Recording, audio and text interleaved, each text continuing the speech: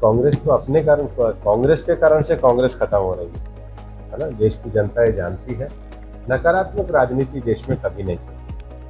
નમસ્કાર, નવનિર્માણ ન્યૂઝમાં આપણું સ્વાગત છે. હું છું ભૌમિક પાઠક. ગુજરાતના રાજ્યસભામાં કોંગ્રેસના એક પણ નેતા રહ્યા નથી.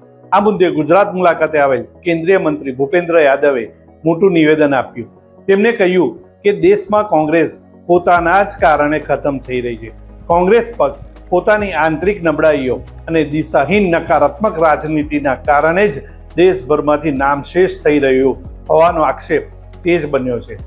દેશની જનતા હવે જાગૃત થઈ ચૂકી છે અને તે નકારાત્મકતા ફેલાવનાર રાજકીય પક્ષોને ક્યારેય સ્વીકારતી નથી. તે બાબત સ્પષ્ટ થઈ ગઈ છે. તાજેતરમાં ભારતીય જનતા પાર્ટીના નેતૃત્વમાં એનડીએ ગઠબંધને સફળતાપૂર્વક પોતાના 25 વર્ષ પૂર્ણ કર્યા છે, જે તેમની સ્થિરતા અને મજબૂત નેતૃત્વ દર્શાવે છે. બીજી તરફ કોંગ્રેસના નેતૃત્વવાળી યુપીએ ગઠબંધન પોતાના વર્ષ પણ પૂરા ન કરી શક્યું અને આખરે તેમને પોતાની જૂની ઓળખ ગુમાવીને નવું નામ ઇન્ડી રાખવું પડ્યું હતું. જો કે આ નવા ગઠબંધનના પણ આંતરિક વિવાદોના કારણે ઘટક પક્ષો અને નેતાઓ દૂર થઈ રહ્યા હોવાનું ચિત્ર ઉપસી રહ્યું છે. ભૂપેન્દ્ર યાદવે એમ પણ કહ્યું કે કોંગ્રેસ પક્ષમાં વૈચારિક સ્પષ્ટતાનો સદંતર અભાવ જોવા મળી રહ્યો છે. ચૂંટણીના સમયે તમિલનાડુમાં ડીએમકે જેવા પક્ષો સાથે ગઠબંધન કરી ચૂંટણી લડનારી કોંગ્રેસ હવે ટીવીકે તરફ ઝૂકી રહ્યું હોય તેવું વાતાવરણ સર્જાયું છે. આ પ્રકારના પલટી મારતા વલણના કારણે ખુદ પક્ષના નેતાઓ અને કાર્યકરો પણ અસમંજસની સ્થિતિમાં મુકાયા છે કે આગામી સમયમાં પક્ષની ચોક્કસ દિશા કઈ હશે.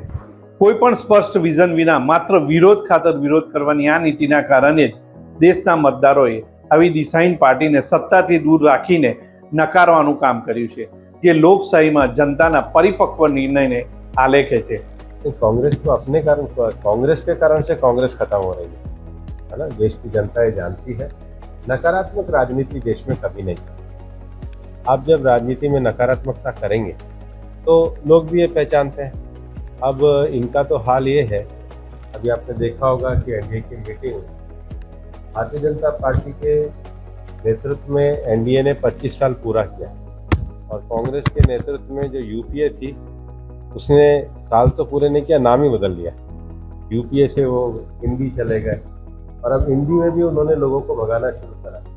वरना कोई कांग्रेस से पूछे चुनाव तो आप डीएमके के साथ लड़े और सरकार आप टीवीके में चले गए, तो उनको भी नहीं पता होता है कि कल सुबह उठ के कहाँ जाना.